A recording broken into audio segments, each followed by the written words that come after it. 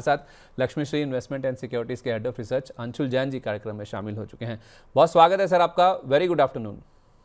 नमस्कार नमस्कार आपके सभी दर्शकों को। हफ्ते में एक दिन आपसे मुलाकात होती है और देखिए सर आज मंदिर किस तरह से बना है। ऐसा लग रहा है जैसे सिविलाइजेशन एंड होगी मंदिरियों की आज। सर ये ताना टाइप का लगा कि हफ्ते में एक दिन मुलाकात होती है। फोन नंबर आपके पास है तभी भी समझ गए आप सर। सर मैं दो चीज आप जब बोल रहे थे तो मैं दो चीज नोट कर रहा था। आपने एक बात कही, गैप अप को गैप डाउन, फिर आपने करेक्ट किया कि आदत लग गई है। तो मैं इस पे एक विशेष टिप्पणी कर दूं, गंदी आदत जितनी जल्दी छूट जाए उतनी अच्छी होती नहीं है। छोड़नी पड़ेगी सर, छोड़नी पड़ेगी। नहीं वो तो एक आध महीने में जब गैप अप की आदत आप मतलब बार बार रोज बोलते रहेंगे तो वो आदत लग ही जाएगी। मगर एक मतलब वो कहने का मतलब मौका मिला है तो टांग खींचने का तो खींच ही दें। और एक गंदी आदत जो बाजार में होती है, हम्म। सालों से मैं देख रहा हूं, this time it is different, इस बार अलग है। हम्म। ये सालों से मैं सुनते आ रहा हूं, कभी कुछ अलग नहीं रहा है। बाइंग क्लाइमेक्स के टाइम में हर बार यही होता है। ये स्टॉक तो अलग है, इसके तो ज्यादा ऑर्डर मिल रहे हैं, इसके तो ये हो रहा है। बाइंग क्लाइमेक्स के बाद सब वही होता है, 50% चांस है कि 80% गिरेगा, 80% चांस है कि 50% गिरेगा। तो there is nothing different. News अलग हो सकती है, वजह अलग हो सकती है, सब चीज अलग हो सकती है, बट एंड एंड रिजल्ट जो होता है कि 50 से 80% गिरता है, वो हमने देख ही लिया है। तो हम्म। अगली बार जब आप बाइंग रमेश का नाम सुने तो ये गंदी आदत ना पालें कि this time it is different.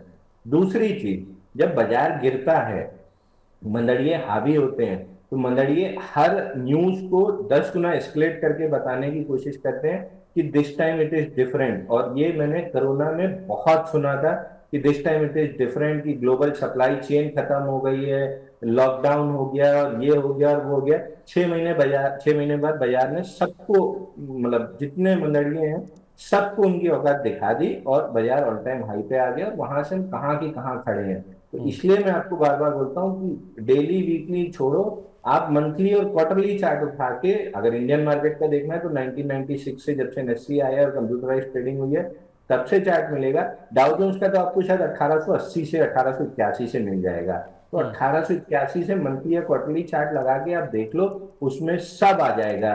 वो टुलिप स्कैन नहीं, टुलिप तो 1520-30 कुछ में हुआ था। आप ग्रेट डिप्रेशन, आप उसके बाद ऑयल, 2 बार ऑयल वॉर, वो गल्फ वॉर, उसके बाद कोरोना, उसके बाद सबप्राइम क्राइसिस, उसके बाद फलाना ढिकाना, हर चीज आप जोड़ लो, हर बार इट वाज डिफरेंट कि this time it is different. और हर बार जो नहीं डिफरेंट नहीं हुआ वो ये हुआ कि बाजार हमेशा की तरह नया ऑल टाइम हाई बनाया और आप पलट के पछताते रहे कि आपदा में आपने अवसर नहीं देखा और आपने पैसा नहीं कमाया। तो इस बार भी आपके साथ वही हो रहा है। अगर आप आपदा को बहुत बड़ा करके देख रहे हैं, एक मेरे को वो क्या कहना चाहिए उनको, विचारक नहीं बोलेंगे, क्या बोलते हैं सर उनको, एरिस्टोक्रेट और उनको दार्शनिक, उन्हें दार्शनिक ने कहा था ना, बाकी भूल गया मैं क्या बोल रहा था, कि हम अपने दिमाग में ज्यादा सफर करते हैं या हम दुख को अपने दिमाग में ज्यादा दुखी होते हैं बजाय एक्चुअल दुख के। तो आप जो हो रहा है वो तो हो ही रहा था, उसको दिमाग में एक्स्ट्राप्लेट इतना ज्यादा कर लिए थे कि दुनिया ही तबाह हो रही थी। इसलिए मैं बार बार आपको ऑप्टिमिस्टिक रख रहा था कि दुनिया कोरोना में नहीं खत्म हुई, ग्रेट डिप्रेशन में खत्म नहीं हुई, वो सद्दाम हुसैन के 8 साल के युद्ध में नहीं खत्म हुई। तो अब तो आप इंफॉर्मेशन एज में हो, 8 साल युद्ध चलाना इतना आसान थोड़ी है। तो होना था महीना 15 दिन, मतलब हम 15 दिन में एक्सपेक्ट कर रहे थे, वो एक महीने में हुआ। बट इवेंचुअली 6-8 महीने बाद हम ऑल टाइम हाई पे खड़े रहेंगे। अब आपदा देखनी है या अवसर देखना है, ये आपको डिसाइड करना है। ठीक है, तो आपदा में अवसर ढूंढना चाहिए, आपदा से ज़्यादा अवसर पे आप फोकस कीजिए। उन अवसरों की मैं बात करूंगा आपसे सर, लेकिन उससे पहले जस्ट मुझे ये बता दीजिए कि निफ्टी में लेवल्स इंपॉर्टेंट क्या हैं, यहाँ से रेजिस्टेंस क्या देखने हैं, 24,000 कितना इंपॉर्टेंट है और ऊपर के लेवल और क्या क्या नज़र रखें हैं। सर देखिए, कल भी मैंने मनी 9 पे बताया था एक लेवल 23,063, और बैंक निफ्टी पे एक लेवल बताया था 53,024। ये निकलता है तो आपके स्विंग हाई आएंगे बैंक निफ्टी पे 55,554, आज 2 पॉइंट से हम रह गए, ऑलमोस्ट टेस्ट हो गया है। तो अगला आपका रेजिस्टेंस आता है 55,554।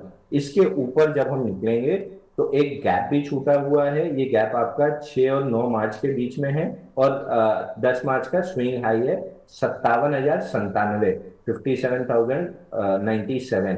तो जैसे ही हम 55,554 के ऊपर सस्टेन करेंगे, हम 57,097 की तरफ चल देंगे। बड़ा गैप है, पहले वो डाइजेस्ट होगा, उसके बाद हम जाएंगे। तो आप ये सोच रहे हैं कि कल परसों नरसों करते हुए निकल जाएंगे, may be I can be wrong और ये हो जाए, बट इसकी प्रोबेबिलिटी कम है, क्योंकि हम मार्केट में प्रोबेबिलिटी प्ले करते हैं। प्रोबेबिलिटी ये है कि हो सकता है हम यहाँ 4-5 दिन कंसोलिडेट करें, मूविंग एवरेज कैचअप हो, उसके बाद हम रेजिस्टेंस का ब्रेकआउट दें फिर चलें। बैंक निफ्टी पर हमने बात की थी 23,063, ये लेवल निकला तो पहला आपका स्विंग हाई आएगा 23,465, और दूसरा स्विंग हाई आएगा आपका 23,862। आज सीधा हम 23,862 के ऊपर गैप अप ओपन करके खुले हैं। तो अब यही आपका सपोर्ट है। अगर प्रॉफिट बुकिंग आनी है तो 23,862 टूटने के बाद प्रॉफिट बुकिंग आएगी, जो ले जाएगी 23,465 तक, जो बाय ऑन डिप्स की अपॉर्चुनिटी होगी। और अगर हम नहीं तोड़ते हैं 23,862, तो फिर यहाँ पे हम कंसोलिडेट करेंगे, और फिर वही 6 और 9 मार्च के बीच में इसमें भी गैप है, और 10 मार्च का स्विंग हाई है 24,303.8। ये मेरा टारगेट होगा अगला, बट इमीडिएट आ जाएगा 2-5 दिन में नहीं लगता। अभी कंसोलिडेशन होगी, एब्जॉर्प्शन होगा, उसके बाद आएगा। और उस बीच में दुग्गल साहब दोबारा से सिविलाइजेशन खत्म करने की बातें करेंगे तो फर्क नहीं पड़ेगा, लेकिन अगर कोई बड़ा अटैक वटैक कर दिया तो थोड़ा सा मार्केट रिएक्ट करेगा। बट इवेंचुअली वो भी 6 महीने बाद जब आप देखेंगे तो आपको एक ब्लिप दिखेगा, मतलब एक हल्की सी ब्लिप आई और निकल गई, तो it is just a blip. अगर आती है तो, नहीं आती है तो हम सीधे सीधे ऊपर चल देंगे। अच्छा सर, 23,862 टूटा तो 23,465 आएगा, लेकिन ये 24,303 आने के लिए क्या कंडीशन है? बस 4-5 दिन इसके ऊपर टिका रह जाए, मूविंग एवरेज कैचअप हो जाए, ये बड़ा गैप है इसको डाइजेस्ट कर ले, तो फिर आराम से आ जाएगा। तो अगले 3-4 दिन इंडेक्स लेवल पे आपको वेट एंड वॉच करना है, इंडिविजुअल स्टॉक प्ले कीजिए। मैं 2 चीज आपको बताता हूँ। आपने ओपनिंग स्टेटमेंट में कहा कि पिछले 3-4 दिन से इसके इंडिकेशन दिख रहे थे। मैं इसको डिटेल में एक्सप्लेन कर देता हूँ कि ये इंडिकेशन क्या थे। पहली चीज, खराब न्यूज में उतना गैप डाउन नहीं हो रहा था जितना पहले हो रहा था, मतलब मार्केट धीरे धीरे अपने रिएक्शन को म्यूटेड करने लगा था। दूसरी चीज, मिड कैप स्मॉल कैप शेयरों में बीटन डाउन काउंटर्स में भी और स्ट्रॉन्गर स्टॉक्स में भी फॉलो अप बाइंग दिख रही थी। जो वन डे वंडर होकर रह जा रहे थे, वो सस्टेन 2-3 दिन की बाइंग दिख रही थी, और बहुत सारे स्कैम रन कर रहा था जब मैं 3x ऑफ एवरेज वॉल्यूम का। तो जो 5-7-8 स्टॉक आते थे स्ट्रॉन्गर स्टॉक, वो 25-25 30-30 आने लगे थे। तो आपकी स्कैम लिस्ट बढ़ने लगी थी पिछले 4-5 दिन में। ये पहला इंडिकेशन था कि हाँ, अब इंडेक्स से बाहर एक्शन स्टार्ट हो गया है, मिड कैप स्मॉल कैप में आपका पैसा जाना चाहिए। तीसरा मेन इंडिकेशन, अब ठीक है वो मार्केट बंद होने के बाद आया और आप कुछ नहीं कर सकते थे, मार्केट खुलने के मतलब कल चलते मार्केट में आ गया होता तो ज्यादा अच्छा होता। डोनाल्ड ट्रंप ने, मतलब यूएस मीडिया या बाकी जो भी उनके कंट्रोल में है, ये पूरी तरीके से खबर चलाने की कोशिश की थी कि खर्ग आइलैंड पे हमला कर दिया है यूएस ने, मल्टीपल एयर स्ट्राइक और ये वो न्यूज चलाने की कोशिश की थी कि थोड़ा सा क्रूड बढ़ा ले, बेच ले, और शाम को रात को सीज फायर अनाउंस करेंगे तो क्रूड में जो गिरावट आ जाएगी वो आएगी तो पैसा बन जाएगा। तो आपको इतनी लिक्विडिटी ही नहीं मिली कि आप बड़े ऑर्डर खड़े कर पाए, क्योंकि आप लोअर टाइम फ्रेम 5-7 मिनट का 10 मिनट का चार्ट लगाएंगे तो वॉल्यूम पे आपको दिख जाएगा कि कोई भी बड़ा सौदा जैसे पिछली बार हुआ था वैसा कोई बड़ा सौदा नहीं हो पाया, क्योंकि मार्केट ने रिएक्ट ही नहीं किया उस न्यूज को। और हम लिटरली 5:30 बजे हम यहाँ पे ट्रेडिंग डेस्क पे बैठे थे, ट्रॉप डेस्क पे, यही बात चल रही थी यार, न्यूज व्हाट्सएप पे सबके पास आ रहा है कि खरग आइलैंड पे हमला हुआ है, क्रूड देख रहे हैं तो मतलब 25 या 30 सेंट का रिएक्शन नहीं दे रहा है, जबकि रिएक्शन होना चाहिए था कम से कम $15 से $20 का। तो ये कॉन्ट्राडिक्टरी दिख रहा है। तो वहां से क्लियर हो गया था कि रात को कुछ ना कुछ न्यूज आएगी, आज नहीं तो कल आ जाएगी, मोस्ट लाइकली आज ही आनी चाहिए, क्योंकि पोजीशन लॉन्ग साइड में बन चुकी है और गैप अप में प्रॉफिट बुक करना है। ठीक है, परफेक्ट है। तो इन लेवल्स को आप ज़रूर ध्यान में रखिए। 23,862 ये मेक और ब्रेक हो सकता है निफ्टी पर। अगर ये लेवल टिका रहा है, नहीं टूटा, तो फिर ऊपर में 24,330 3 तक के टारगेट भी आपको देखने को मिल जाएंगे। अगर ये लेवल टूट गया तो फिर मुनाफा वसूली नीचे तक आपको 23,465 तक जाती हुई दिख सकती है, जहाँ पे आपको फिर से बाय ऑन डिप्स यानी कि गिरावट पर खरीदारी के मौके ढूंढने चाहिए। चलिए, हमें निफ्टी बैंक का लेवल भी पता चल गया, निफ्टी का भी लेवल पता चल गया। अब बढ़ते हैं दर्शकों के सवालों की तरफ।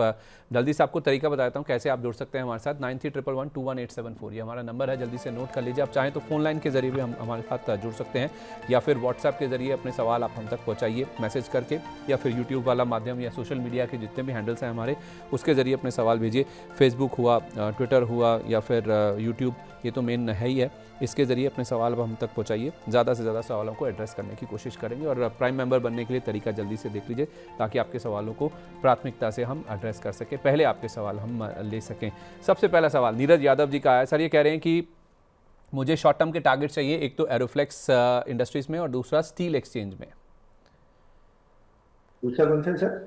स्टील एक्सचेंज और एरोफ्लेक्स इंडस्ट्रीज। अच्छा, स्टील स्टील एक्स। कल ही इस पर बात हो रही थी, steel X industry. Sir, pull back लेने की कोशिश कर रहा है। पिछले 2-3 दिन में ठीक ठाक वॉल्यूम भी उठा था। सेटअप बनता, अगर ये बड़ा गैप अप नहीं मिलता तो इसमें एक पुल बैक में टाइट रेंज का सेटअप बनता, तो हम बाई करने की कोशिश करते 985 तक के लिए। बट आज का गैप अप थोड़ा सा जो बनते हुए सेटअप को खराब कर दिया है। बट नॉनदलेस अगर आप मंथली चार्ट पे जाएंगे तो अक्टूबर 2023 का जो लो था 780 और 76 की जो जोन थी, मंथली पे प्रोटेक्ट हुई है, डबल बॉटम बना है। थोड़ा सा और टाइम लगेगा सेटअप डेवलप होने में, तो अभी कंप्लीटली अवॉइड कर देना चाहिए जब तक सेटअप ना बने। बट वॉच लिस्ट में आप जरूर रख सकते हैं। जैसे ही सेटअप बने आपको एक बढ़िया मूव इसमें खेलने का मौका मिलेगा, तो वॉच लिस्ट में बनाए रखें। बट अभी ट्रेडिंग का कोई सेटअप नहीं है, इसलिए कोई शॉर्ट टर्म टारगेट भी नहीं बन रहा है। एरोफ्लेक्स में आपको याद होगा हमने डिस्कस किया था, 215 रुपए का ब्रेकआउट आया है कपनैडल पैटर्न का, जो इसको अपने मंथली चार्ट के स्विंग हाई फरवरी 2025 के या ऑल टाइम हाई भी वही था, वहां तक जा सकता है। तो ऑलमोस्ट वहीं तक पहुंच रहा है, 271 रुपए 60 पैसे। ये मेजर सप्लाई जोन होगा, क्योंकि ऑलमोस्ट 1 फरवरी से आज अप्रैल हो गया, 1.25 साल बाद ये टारगेट मतलब लेवल आ रहा है। फंसे हुए लोग निकलने की कोशिश करेंगे कॉस्ट टू कॉस्ट, या अगर नीचे एवरेज किया तो प्रॉफिट में, तो वहां पे मेजर सप्लाई आएगी। तो 271.60 ये आपका शॉर्ट टर्म टारगेट होना चाहिए, यही रेजिस्टेंस है, यहीं पे सप्लाई आएगी। ठीक है, ओके, परफेक्ट है। इसी तरह से सर शॉर्ट टर्म टारगेट दीवान साहब को चाहिए, एक तो एसबीआई पर और दूसरा ब्लिस जीवीएस फार्मा पर। इन्होंने सर 1020 पर एसबीआई लॉन्ग कर रखा है, और ब्लिस जीवीएस फार्मा इनके पास 222 रुपए के लिए हुए हैं। सर, ये ब्लिस सीडीएस में तो 245 का टारगेट अचीव हो गया, फ्लैग वाला। यहाँ पे थोड़ा सा कंसोलिडेट करके फिर चला तो 290 तक निकल जाएगा। एसपीआई में पुल बैक आना था 1066 1080 की जोन में आ चुका है। यहाँ से किसी भी तरह की रिजेक्शन कैंडल बनी तो स्टॉक में वापस से 940 रुपए तक की एक डाउन मूव बन सकती है। क्या मैं कॉन्फिडेंट हूँ इस 940 के लिए? मैं एकदम कॉन्फिडेंट नहीं हूँ। तो बाई का सेटअप भी नहीं है, सेल का सेटअप डेवलप हो रहा है, बट उस सेल के सेटअप पे मेरा कॉन्फिडेंस नहीं है। तो आइडियली फिर स्टॉक में करना क्या चाहिए? इसको अवॉइड कर देना चाहिए। आईसीआईसीआई या एचडीएफसी बैंक में ज्यादा बेहतरीन क्लियर अपॉर्चुनिटी दिख रही है कि यहाँ से अपसाइड बनेगी, तो मैं उनको सेलेक्ट करूंगा, मैं इसको अवॉइड लिस्ट में डाल दूंगा। हमेशा स्टॉक बुल या बेयर नहीं होता है, कई बार साइडवेज भी होता है, कई बार अनडिसाइसिव भी होता है, तो ये अनडिसाइसिव में। अच्छा, तो 1000 एक स्टॉक से आप पूछे ही नहीं, या तो आप बजिंग स्टॉक में लेने वाले हो तो मेरे को नहीं पता, अदानी ग्रुप, और नहीं लेने वाले हैं तो अभी डिस्कस कर लें। नहीं, अदानी ग्रुप तो हम डिस्कस करेंगे सर बजिंग स्टॉक्स में, आपने सही एंटिसिपेट किया। हाँ, मैं ये कह रहा हूँ सर, आप कह रहे हैं कि 1020 का लिया हुआ फिर 1060 पे निकल के एचडीएफसी बैंक या आईसीआईसीआई बैंक में शिफ्ट हो जाएं। सर देखिए, मैं पर्सनलाइज तो सलाह नहीं दे पाऊंगा उनको, क्योंकि कंप्लाइंस में आता है। बट आपकी जगह मैं होता, 50 डे मूविंग एवरेज पे वीक कैंडल दिख रही है, मैं यहाँ पे बुक कर लेता। और मैं कहीं भी अगर बैंकिंग में ही रहना होता तो मैं आईसीआईसीआई बैंक, क्योंकि वो ट्रेडिंग इन्वेस्टिंग दोनों का मजा देता है, वो ले लेता। और अगर मैं इन्वेस्टर होता तो मैं एचडीएफसी कंसिडर कर लेता, क्योंकि मैं ट्रेडर हूँ तो मेरे को आईसीआईसीआई ज्यादा पसंद आता है। फेयर इनफ, ठीक है। ब्लिस जीवीएस में मुनाफा बुक कर लें क्या? प्लीज जीवीएस में एटलीस्ट अगर आप पील आउट तो करना, पोजीशन स्टार्ट कर देना चाहिए, क्योंकि हमेशा हमने ये देखा कि अगर टारगेट्स पे लोग बुक नहीं किए हैं तो पलटता है तो या तो स्टॉप लॉस ही खा जाता है, फिर आपके घर पे पैसा जाता है, या फिर सेकंड टारगेट अचीव करता है। तो दोनों केस में अपनी आई हुई प्रॉफिट को प्रोटेक्ट करने का सबसे अच्छा तरीका है कि पहले टारगेट पे आधा या इतना बुक कर लें कि बची हुई पोजीशन पे अगर स्टॉप लॉस कटे तो घर से ना जाए, या फिर आधी पोजीशन बुक करके आधे पे स्टॉप लॉस पे रिवाइज कर लिया जाए। तो इनमें से जो भी बेहतर स्ट्रेटेजी आपको लगे वो कीजिए, लेकिन कर लीजिए ताकि घर से कुछ ना जाए। अगर प्रॉफिट बन रहा है तो आया हुआ प्रॉफिट छोड़ना कोई अकलमंदी नहीं। ठीक है, ओके, परफेक्ट है। बीएलएस इंटरनेशनल देखिए सर, विशाल शर्मा जी कह रहे हैं कि मेरे पास 327 के रेट पर 12 शेयर ही हैं, और शेयर ऐड करने का सही लेवल बताइए। क्वांटिटी कम है सर इनके पास, थोड़ा और ऐड करना चाहते हैं ये। और गेल के भी 600 शेयर हैं 177 रुपये के रेट में। इसमें एवरेज आज करें या फिर गैप फिल होने का वेट करें, पूछ रहे हैं। बीएलएस इंटरनेशनल में सर एक पुल बैक आना था 297 तक, ये आ चुका है। बट एक इसमें अच्छी चीज है, मतलब बेयर्स के लिए दिक्कत हो सकती है, बुल्स के लिए अच्छी चीज है, या 400% वॉल्यूम राइज है अगेंस्ट 50 डे एवरेज वॉल्यूम। अगर क्लोज होते होते ये 297 को स्वीप करता है क्या, तब आपको एग्जिट करना चाहिए, क्योंकि ये वापस नीचे की तरफ जाएगा। अगर ये एक्सेप्टेंस ले लेता है 297 के ऊपर क्लोज होते होते, तो फिर ये 342 तक एक्सटेंड कर सकता है। तो आज की क्लोजिंग बहुत इंपॉर्टेंट होगी। अगर lowest point of the day पे हो रहा है तो ये बेरिश वॉल्यूम हो जाएगा और नीचे की तरफ दरवाजे खुलेंगे। अगर ये 297 के ऊपर क्लोज होता है तो फिर ये बुलिश हो जाएगा और 342 के दरवाजे खुलेंगे। तो आज की क्लोजिंग बहुत इंपॉर्टेंट है इसके लिए। ठीक है, और गेल? ये गेल में भी खास कुछ हो नहीं रहा है सर। गेल अगर आपके पास है तो मैं जैसे बार बार कह रहा था कि 148 के ऊपर आगे क्लोज करने का वेट कीजिए। अब आज गैप के साथ 148 के ऊपर आया है, 2 4 5 दिन इसको एक आध हफ्ता समय दीजिए, हल्का सा पुल बैक लेगा 148 के राउंड। 148 किस तरीके से अप्रोच करता है, अगर लो एकदम ब्राइड अप वॉल्यूम से अप्रोच करता है तो मेरा बिल्कुल बाइंग में इंटरेस्ट खुल जाएगा 171 और 190 के लिए। अगर ये बड़े वॉल्यूम से आता है तो फिर मैं अवॉइड कर दूंगा। तो अगले 5 7 दिन गेल के लिए बहुत इंपॉर्टेंट है। शैलो पुल बैक 171 189 का रास्ता खोल देगा। ठीक है, ओके। पूना वाला फिनकॉप में क्या करें सर? लक्ष्मण जी पूछ रहे हैं। सर एक सलाह मेरी रहेगी दर्शकों के लिए कि जब मैं कोई चीज बोलता हूँ ना तो बीच बीच में आपके लिए वर्ड्स थ्रो करता हूँ। पेन पेपर लेके नोट कीजिए, बाद में गूगल पे जाके सर्च कीजिए, तो धीरे धीरे आपकी वोकेबलरी और आपकी एक नॉलेज बेस डेवलप हो जाएगा। चार्ट खोल के देखेंगे तो आपको दिखने लगेगा कि कौन सा चलने वाला है नहीं चलने वाला है। अभी जैसे मैंने चैलो पुल बैक बोला, अगर आपने नोट किया, शाम को गूगल किया, तो कुछ सीखने मिलेगा। तो फ्री में मिल रहा है तो थोड़ा सा उस पर भी फोकस कीजिए। अब आ जाए पूना वाला पे। 50 डे मूविंग एवरेज आज गैप अप में टेस्ट हो चुका है। मैं यहाँ से फिर वही शैलो पुल बैक का वेट करूंगा 401 और लेवल्स पे, 401 395। अगर शैलो पुल बैक आता है मेरा बाइंग में जबरदस्त इंटरेस्ट रहेगा 495 तक के लिए। और 495 के ऊपर तो इसका स्ट्रक्चर जो पिछला ब्रेकआउट फेल हो गया था दुग्गल साहब की मूड स्विंग की वजह से, वो दोबारा से सेकंड अटेम्प्ट होगा, और सेकंड अटेम्प्ट ज्यादा पावरफुल होता है। सेकंड अटेम्प्ट में 495 निकलता है तो फिर जो पुराना 600 का टारगेट था उसको हम रिवाइज करके 700 रुपए कर देंगे। ठीक है, ओके। नैन्सी जी कह रही हैं सर कि अंशुल जी AGIIL में अब बुक करें क्या आज के लिए? इसके सपोर्ट और टारगेट्स क्या होंगे? और बाणगंगा में जो चेंजेस आए उनका इफेक्ट रिजल्ट्स पे होगा क्या? इसका ट्रेंड कंटिन्यूड है। और IFCI में न्यू एंट्री। 3 स्टॉक्स पूछे हैं सर इन्होंने, बाणगंगा, AGIIL और IFCI। IFCI आखिरी का मतलब? हाँ, ये नई एंट्री के लिए पूछा है सर। सर IFCI मेरे हिसाब से आपको ट्रेडिंग छोड़ देना चाहिए इस काउंटर में, क्योंकि मंथली में मई 2025 की जो कैंडल बनी है जिसका हाई 74.50 और लो 38 है, मंथली पे उसी के अंदर काम कर रहा है। ब्रेकआउट भी फेल करता है, ब्रेकडाउन भी फेल करता है। तो मैं ज्यादा कंफर्टेबल रहूंगा, या तो ये 38 रुपए का लो स्वीप करे तो फिर 70 तक 74 तक के लिए प्ले करें, या 74 का ब्रेकआउट ले ले तो प्ले करें। फिर 2 3 बार इसमें स्टॉप लॉस कटा चुका हूँ ब्रेकआउट खेलने के चक्कर में, ये खराब कर देता है। दूसरा आए बाणगंगा पे, तो बताते समय ही मैंने बताया था कि ये पूरे टर्न अराउंड होते होते आपको एटलीस्ट 6 से 8 क्वार्टर का समय लगेगा फुल पोटेंशियल पे वापस आने में।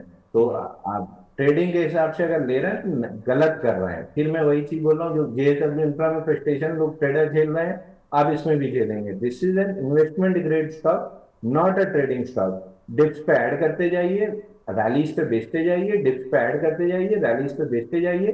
थोड़ा सा स्टॉक अपने पास लॉन्ग टर्म का रखिए, ट्रेड करते करते उसकी एवरेज कॉस्टिंग इतनी कर लीजिए कि शायद जीरो हो जाए या माइनस में आ जाए, जैसे झुनझुनवाला ने किया था कि टाइटन सस्ते में लिया, डिविडेंड से ही माइनस में हो गया और ट्रेडिंग में थोड़ा सा पैसा कमाया तो वो कॉस्टिंग माइनस में चली गई। उस टाइप की स्ट्रैटेजी इसमें होनी चाहिए। हम्म। एजी डबल आई एल में से स्टैंडर्ड डिस्क्लेमर, हम लगभग रोज ही बाई सेल करते हैं। वो 5 7 8 रुपए का जो मौका मिलता है खाने का, तो हम लेना देना करते रहते हैं। जो टारगेट मैंने ऑलरेडी डिस्कस किए थे कि 287 के ब्रेकआउट में 350 से 390 आएगा, उस तरफ चल रहा है। तो हम पूरा इतना बड़ा प्रॉफिट नहीं खा पाते हैं, हम छोटा छोटा अपना 8 10 रुपए का ट्रेड करते हैं। रेगुलर हम बाई सेल दे रहे हैं, कई क्लाइंट्स के पास हो सकता है लॉन्ग टर्म शॉर्ट टर्म ये चीज, तो हमारे बहुत सारे क्लाइंट्स के पास होगा। स्टैंडर्ड डिस्क्लेमर, 350 का टारगेट आया है, आप चाहें तो प्रॉफिट बुक कर लें, या फिर वही स्ट्रैटेजी कि इतनी प्रॉफिट बुक कर लें कि वापस अगर 287 के नीचे क्लोज होके, और स्टॉप लॉस रिवाइज कर लें 287 आपका कॉस्टिंग का, ताकि कॉस्टिंग पे आए तो आप एटलीस्ट आधी या उससे कम पोजीशन आप नो प्रॉफिट नो लॉस में निकलें, और फिलहाल आधी से ज्यादा पोजीशन बुक कर लें। क्या नया स्टॉप लॉस बताया सर आपने? 287.9 ये ब्रेकआउट था, जिसके बाद 350 और 390 जाना था। 350 आ गया है, तो अब जो ब्रेकआउट पॉइंट था वही आपका नया स्टॉप लॉस होना चाहिए 287.90। ठीक है, परफेक्ट है। आप अदानी ग्रुप के शेयरों की बात कर रहे थे सर, तो अदानी ग्रुप पे लक्ष्मण जी का ही सवाल है। अदानी एंटरप्राइजेस पे मैं बजिंग स्टॉक्स में इसको एड्रेस करता हूँ। लक्ष्मण जी, आपने अदानी एंटरप्राइजेस पे जो सवाल पूछा है, मनीष शाह जी बोल रहे हैं सर कि एक तो आयन टेक, AION टेक, ये BSE लिस्टेड है ओनली, और दूसरा जी एंटरटेनमेंट। आयन टेक इनके पास 80 रुपये का लिया हुआ है, और जी एंटरटेनमेंट ये कह रहे हैं कि 146 रुपीज़ पर है। मार्केट रिवर्स हुआ है, आज बाउंस बैक हुआ है, तो इस केस में वो कह रहे हैं कि टारगेट क्या ऊपर में और देखने को मिलेंगे, या फिर मैं मौजूदा लेवल्स पर इनमें से एग्जिट कर जाऊं दोनों स्टॉक से? सर, पहला वाला ढूंढने के चक्कर में दूसरा वाला सुन नहीं पाया और पहला वाला मिला नहीं। इन्होंने नाम ही ऐसा दिया है सर, आयन टेक। चलिए आप जी एंटरटेनमेंट देखिए सर एक बार, 146 का लिया हुआ है। दूसरा स्टॉक मैं आपको ढूंढ के बताता हूँ। सर, जी लिमिटेड में एक ट्रेडिंग अपॉर्चुनिटी सुबह बनी थी 77 रुपए में, 79 और 81 के लिए, तो हमने बाई लिया था, प्रॉफिट भी बुक करा के एग्जिट करा चुके हैं। 248% वॉल्यूम राइज है, निकलता है तो 87 तक जा सकता है, बट उससे ऊपर मेरे को लगता नहीं है। बाउंस बैक वाला कैंडिडेट है, फटाफट इन आउट कर लेना चाहिए। स्टैंडर्ड डिस्क्लेमर, सुबह 77 में बाई दिया था, 79 का टारगेट हो चुका है, 81 का भी मोस्ट लाइकली होना चाहिए। एक्सपेक्टेड तो यही है क्योंकि वॉल्यूम अच्छा राइज है, बट फिलहाल क्या 87 के ऊपर मैं देख रहा हूँ, मेरे को नहीं लग रहा कि 87 के ऊपर जाएगा। अगर चला गया तो फिर नए सिरे से रिवाइज करेंगे, बट 82 83 ही क्रॉस होते हुए मेरे को नहीं दिख रहा है। अगर हुआ तो 87 तक जा सकता है। ठीक है सर, आप ना आयन टेक छोड़ दीजिए, क्योंकि ये BSE लिस्टेड है और बहुत कम वॉल्यूम होगा, तो उस हिसाब से हम ऐसे स्टॉक्स को ज़्यादा कंसीडर करते हैं सर, जिससे ज़्यादा से ज़्यादा लोग अगर सुन रहे होंगे या देख रहे होंगे तो उनको उससे मदद मिल जाए। अभिषेक सिंगला जी कह रहे हैं कि मेरे पास 3000 शेयर हैं यूनियन बैंक के 200 रुपये के रेट पर। 300 रुपये का सर टारगेट शायद ये लेकर चल रहे थे, अभी भी पूछ रहे हैं कि क्या वो टारगेट इंटैक्ट है, क्योंकि आपने सर मुझे लगता है 300 रुपये की बात की थी लॉन्गर टर्म का, अगर मुझे भी याद है। कह रहे हैं कि अभी भी इंटैक्ट है। बिल्कुल इंटैक्ट है sir. Last week hammer candle की फॉर्मेशन हुई है, हैमर के हाई के ऊपर चूंकि गैप अप ओपनिंग मिल रही है इसलिए मौका नहीं मिला एंट्री का, बट 174 निकलता, अगर मिड सेशन कभी निकलता तो मैं बाई जरूर रिकमेंड करता। ऊपर में अब एक रेजिस्टेंस आपको 188 और 201 के आसपास मिलेगा, बट ये वो स्टॉक नहीं है कि आप तकिए के नीचे दबा के सो जाएं। आपको रेगुलर इस पे वॉच रखना है कि ट्रेलिंग स्टॉप लॉस हिट हो रहा है तो निकलना है, फिर दोबारा बुलिश एविडेंस पे एंटर करना है, तो इन आउट कर सकते हैं तो ही रखिए।